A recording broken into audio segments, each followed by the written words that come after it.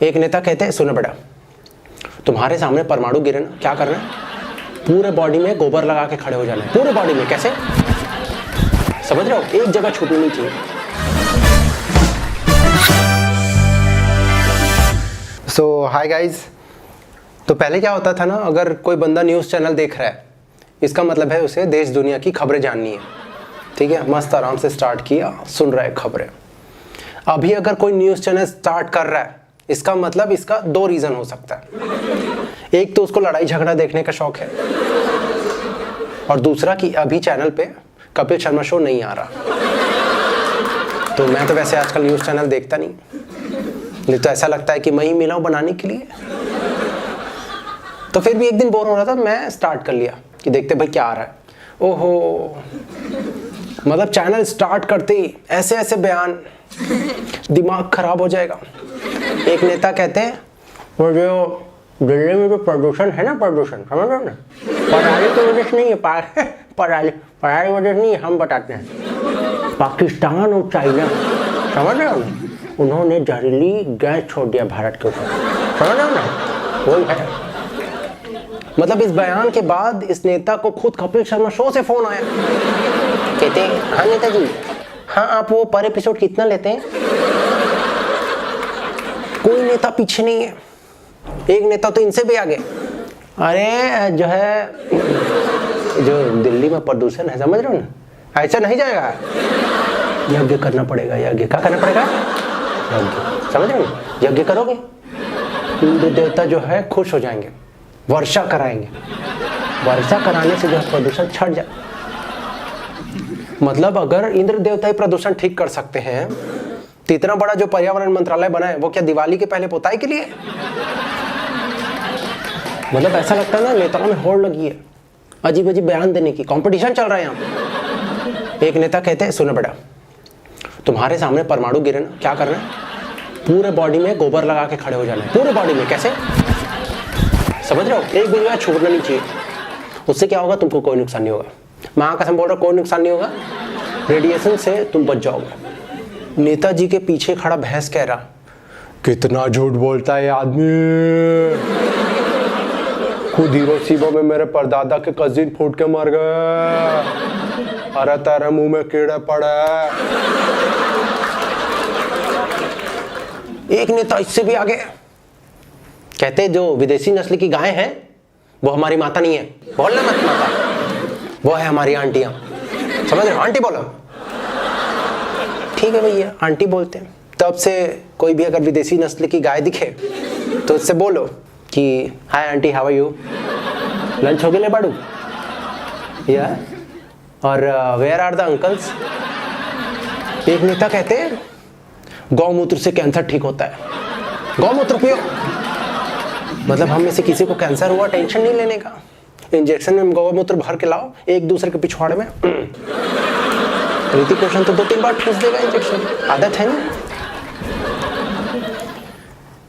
और नेताजी कहते हैं कि सुनो, जो देसी गाय है उनका दूध पीला क्या होता है? क्योंकि उसमें सोना होता है। क्या होता है? सोना। तो नेताजी, अगर हर पीली चीज में सोना होता है तो फ्लश करने से पहले एक बार सुनार के पास लेके जाया करो, पता तो चले आप कितने कैरेट का हकते हो। ऐसी ऐसी खबरें आती है फालतू की।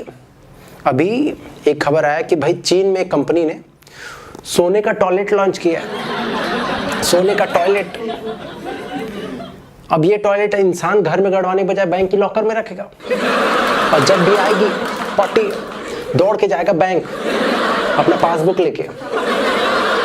तो एक बार एक आदमी सुबह से छोले भटूरे खाया, लग गई जोर से, सीधा भागा बैंक। वहां पहुंचने के बाद पता चला आज तो संडे है। फिर क्या, गेट में ही छोले भटूरे एक कर दिया उसने। और ये जो सोने का टॉयलेट है वो बुलेट प्रूफ भी है। अब सोचो ऐसा कौन सा आदमी होगा जिसको हकते हुए गोली पड़ेगी।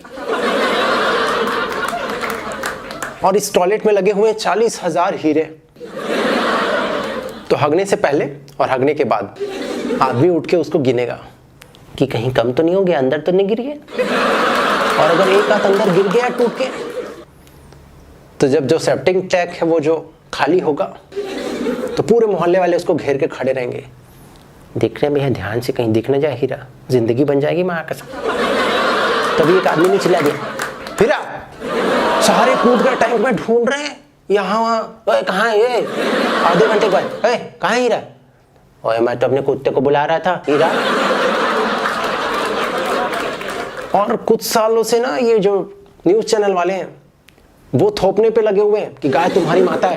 बोलो भाई, मैं भी मानता हूँ गाय मेरी माता है, लेकिन जो नहीं मानते उनको बोल देते हैं ये इंटरनेशनल है। जो नहीं बोलेगा वो इंटरनेशनल। अब भाई मेरे को डर लगता है, भाई मेरे को नहीं बनना इंटरनेशनल।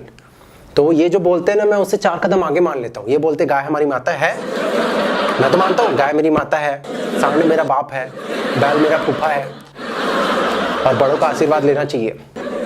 तो जब भी कोई सांड दिखता है मैं पैर छूने चला जाता हूँ। हालांकि उनकी जो आशीर्वाद देने का तरीका है ना वो अलग ही है। वो उठा के देते हैं पटक,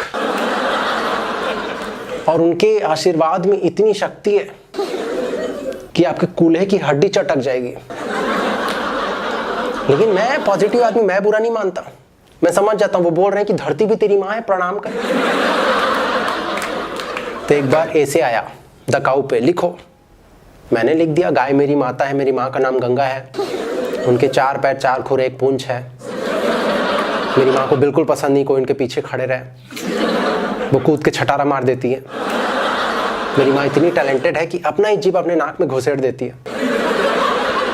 एक बार मेरा दोस्त इंदू जो कंचा खेल रहा था, उसके पैर में मेरी माँ ने अपना खूर रख दिया था। आधे घंटे बाद इंदू का खूर सूज गया था। तो आजकल मेरी माँ को नया शौक चढ़ा है, जाके घंटों भर नेशनल हाईवे में बैठने का। अभी तक वो 10 ट्रक पलटा चुकी हैं, लेकिन उनको इससे कोई फर्क नहीं पड़ता। वो दिन भर चारा खा के फुसफुस करती रहती है।